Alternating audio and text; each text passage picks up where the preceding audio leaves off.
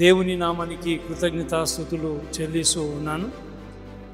Good news 360 church leaders conference మన క్రైస్తవ కుటుంబాలకు, సంఘాలకు, వ్యక్తిగత జీవితానికి ఇది ఎంతగానో దోహదపడుతుంది. మరి ఈ సమయంలో ఈ చివరి దినాములలో మనమందరము కూడా జీవిస్తూ ఉన్నాం.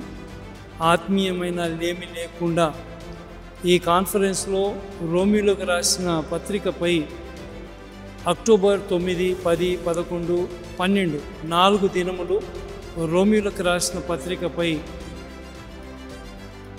కాన్ఫరెన్సెస్ జరుగుతూ ఉన్నాయి.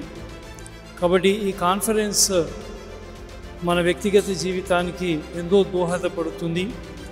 ఆత్మీయమైన మేలులను వాక్యము ద్వారా దేవుడు మనల్ని బలపరుస్తాడు.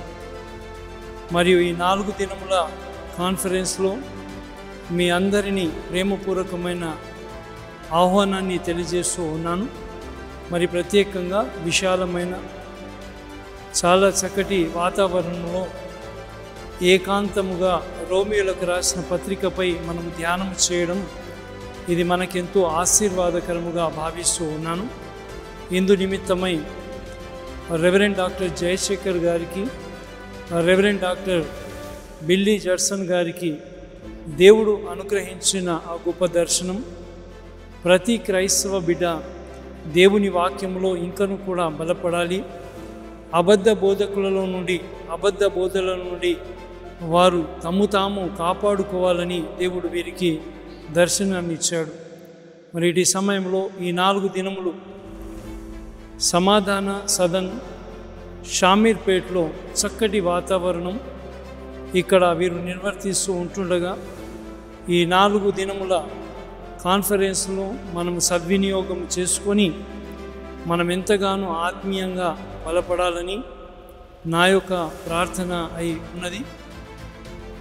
ఇంకను కూడా మనము ఆత్మీయంగా దేవునిలో లోతైన మర్మములు, దైవ జ్ఞానాన్ని పొందుటకు గుడ్ న్యూస్ బైబిల్ కాలేజ్లో ఆత్మీయమైన బైబిల్ బోధనలో ఒకవేళ మీరు అందులో చేరాలి అనుకుంటే రెవరెండ్ డాక్టర్ జయశేఖర్ గారు మరియు రెవరెండ్ డాక్టర్ బిల్లీ జడ్సన్ గారిని సంప్రదించాల్సిందిగా నేను కోరుతూ ఉన్నాను. Thank you. మరొక చక్కటి నినాదము ఈచ్ వన్ రీచ్ వన్ మరియు ఈచ్ వన్ ఎంకరేజ్ వన్. కాబట్టి మనమందరం కూడా మనము ఆత్మీయంగా ఎదిగి ఇంకొకరికి కూడా మనము పరిచయం చేయాలి. కేవలము మనము నేర్చుకోవడమే కాదు, కానీ ఇంకొకరికి కూడా మనము దేవుని యొక్క వాక్యాన్ని బోధించాలి.